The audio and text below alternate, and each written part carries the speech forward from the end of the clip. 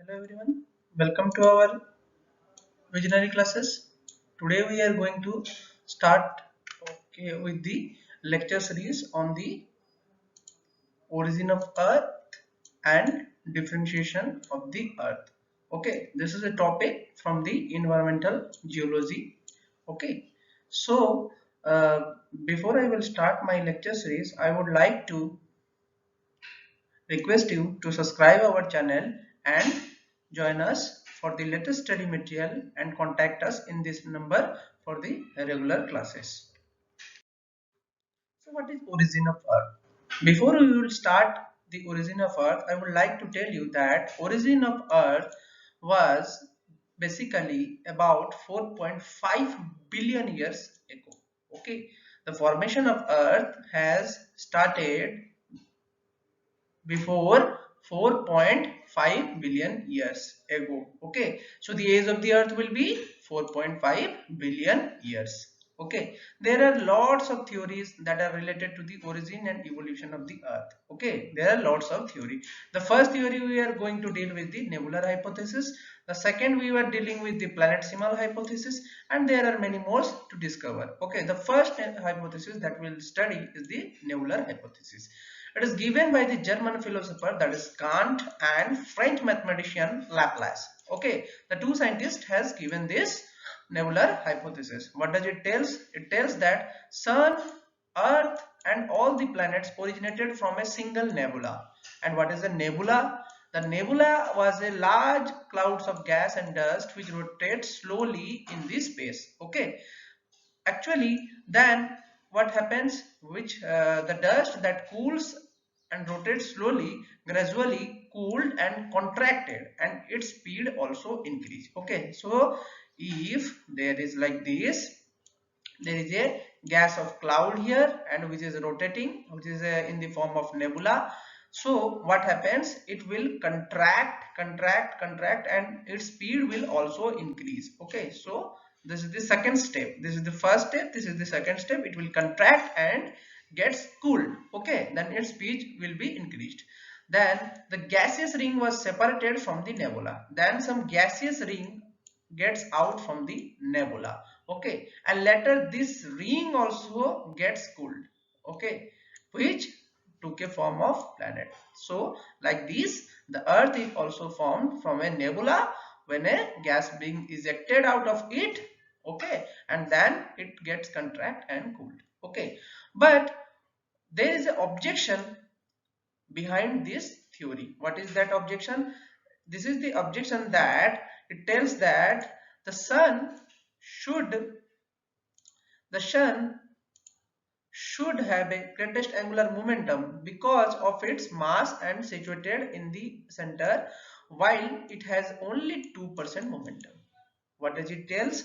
Suppose we are saying that nebula forms the gaseous mass, okay, which is rotating at a higher speed. Okay, but today we are seeing that sun's angular momentum is only 2%. So how is that possible? That is not a possible theory. So this theory has got lots of objection. Okay, so this is the first objection towards the nebular hypothesis. Now the second objection that we are facing, that how the hot gaseous material get condensed into ring. There is no such procedure in the space we can imagine that could have done this kind of things. Okay, so this nebular hypothesis got some objection. These are some objection which deals with it. Okay, now again we are moving to the planetesimal hypothesis. Okay, the second hypothesis, planetesimal hypothesis, gives that given by the Chamberlain and the Moulton. Okay, what did they propose? They proposed the theory in 1904. So what does they do? That they propose that our sun was before that planet formation. Okay, the sun was there before the planet was formed. Okay, so what does the second statement tells? That the star came close to the sun. Okay, there is some star which came closer to the sun, and the gravitational pull of that star separated the gaseous bodies out of the sun into the space. Okay, our sun was there, it means there was a sun. Okay, there was a sun before our formation of the planet. Okay, one star came, our sun is also a star, and one star again came, which pulls the outer gaseous surface and it eject out into the space. Okay, and this gaseous surface we separated out, these bodies start cooling and become a small planet. Okay, during the rotation of the small planets collide and form the planetesimal. Okay, so what happens, these planets which are rotating that time, they also collide with each other and form some extra planets. Okay, so by this theory we came to know that the sun was before the formation of the planet, as well as there was a star which came into near the sun and it pull out the gases, and which leads to the release of the gases cloud that condense and rotates and forms the planet of the today. Okay, so this theory is also getting some rejection. The theory that got some rejection are that angular momentum is not possible by the passing star. It means we cannot predict such amount of angular momentum could have been produced by the passing star to the our sun. Okay, so it also failed to explain the formation of the planetsimals. Okay, formation of the planetsimals, the small planets is called as the planetesimal. So it is failed to explain the theory of the planetesimal. Okay, that leads to the formation of the planet. Okay, so these kind of two theory are being rejected at that time. So now the second theory, that the third theory that we were dealing with is the gaseous tidal theory. Okay, what does this gaseous tidal theory says? That this is the theory that given by the Jean and Jaffrey, proposed in the 1925. Okay, Jean and Jaffrey has proposed this theory, which was proposed in 1925. Okay, so what does it tell? It tells that large star came near the sun. There is a large star which came near the sun. Due to the gravitational pull, a gaseous tide was laid out. Means there is a gaseous tide. Okay, so the terms changes, that is the gaseous tide. Okay, that gaseous tide was raised from the surface of the sun. From the surface only it is getting raised. As the star came nearer, the tide increased.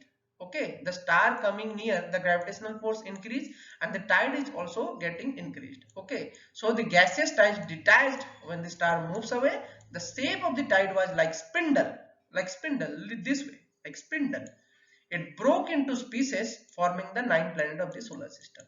Okay, this is called as the gaseous tidal theory. Then again there is a theory, that is the binary star hypothesis. Okay, this is the binary star hypothesis. What does it tells? That a sun once had a twins. Okay, so there are two stars present at a same time. Okay, in the beginning. So with the sun there was also a neighboring sun near to it. Okay, and the evidence of its celestial siblings still exist in our solar system.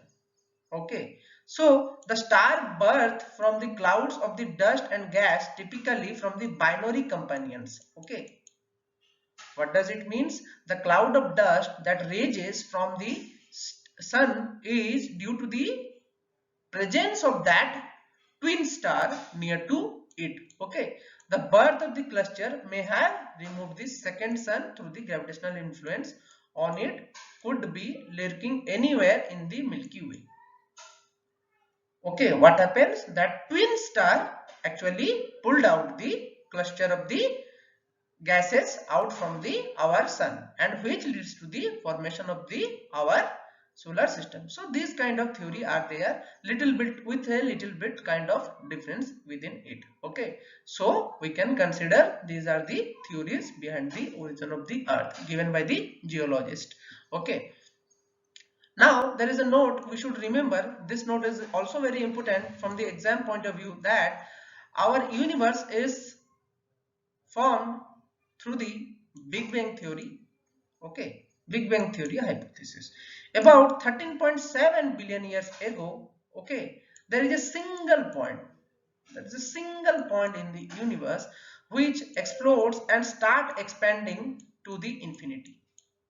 Okay, so by one singularity. Okay, what does it tells? About 13.7 billion ago, by one singularity, the universe expand.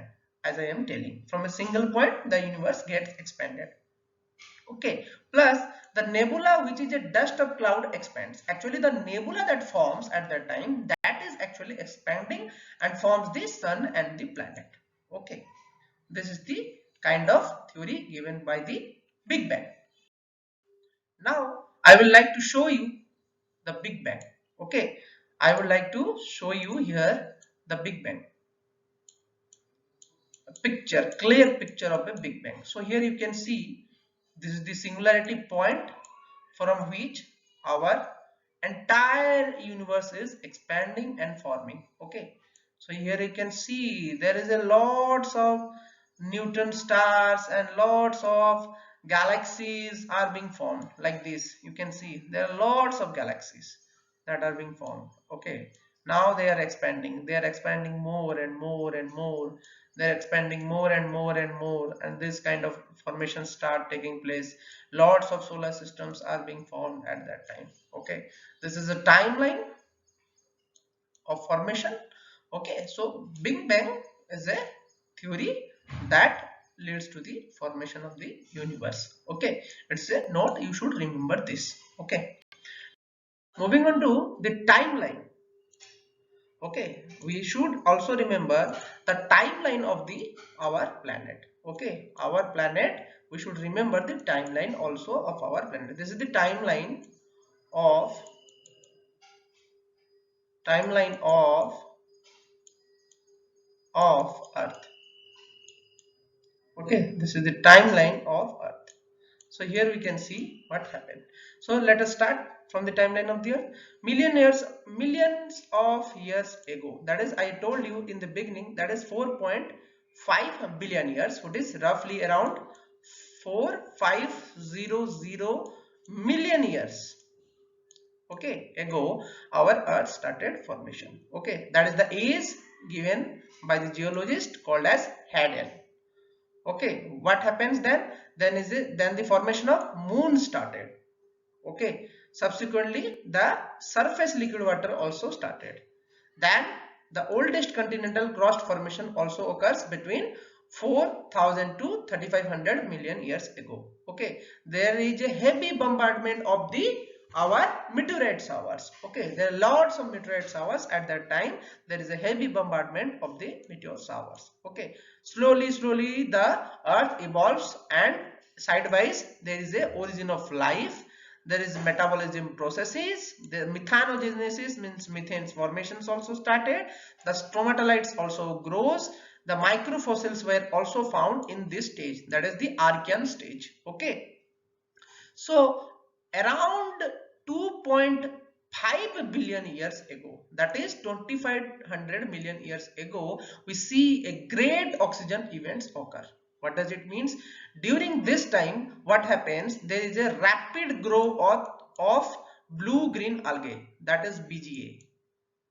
Okay, there is a rapid growth of blue-green algae around 2500 million years ago, when they release a lot of oxygen into the atmosphere, which leads to the great oxygen event at that time.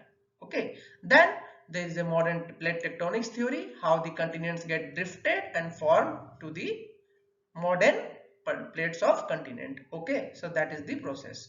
Now around 1000 to 550 million years ago, there is a snowball earth episode. Means the whole earth is being covered with lots of ice and glaciers. Okay, that is the time when the glaciations happens. Then a complete ice age came at 450 million years ago. Okay, then high level of oxygen also increased during this glaciation time, and the supercontinent Pangaea forms at that time. Okay, then the largest mass extinction also occurs at that time. That time a largest mass extinction occurs, that is KT extinction, Permian Triassic extinction. Okay, at that time that occurs. Then the Pangaea breaks and it forms the Gondwana and Laurasia. What is Pangaea? That is the supercontinent that is formed that time. Okay, and likewise the evolution of the animals also occurs. So this is the basically the timeline of our earth. You should remember this, you should see this, and if you have some doubts, you should please comment on in the comment box. I will rectify your doubts. Now, moving on to the next topic, that is the differentiation of the earth. First, I would like to say you about the geological differentiation of the earth, which is a topic of our net exam. What does it tells? So, at the time of the formation of the earth, what happens during the early stages? The denser material sinks to the center of rotating earth. Similarly, the iron meteorite composition. Okay, what is iron meteorites composition? Actually, during the formation of the earth, what happens, there is a large bombardment of the meteorites. Okay, so the meteorites is mainly composed of the iron content. Okay, so the iron containing meteorites are very heavy in nature. Okay, so and dense also in nature, so they sink to the bottom of the earth and form the core of the earth, while the lighter element that degas from the core and reach the upper surface of the earth, that is crust. Okay, so like this there is a denser sinking of our materials to the core and lighter materials to get up to the crust. Okay, so this figure we can see what happens in the earth interior. Okay, there is a crust that is composed of very light elements, while there is a magma ocean below it that is having a convective flow. As we know the convective flow, what is that? Okay, then there is a pond of iron in the mantle also, and there is a partially solid mantle also lies above the core. Okay, the core is also divided into two parts, that is inner and the outer core. Okay, so this is the kind of thing you should know. This is a pictorial diagram where I should tell you all the processes that is happening in the geochemical differentiation. You should learn this. This is a very good thing. You should get the answer of all the things here. Okay, so what happens, as I told you, all the theory has told that there is a starting of the earth from the formation of the solar nebula. Okay, from the solar nebula the gas is ejected.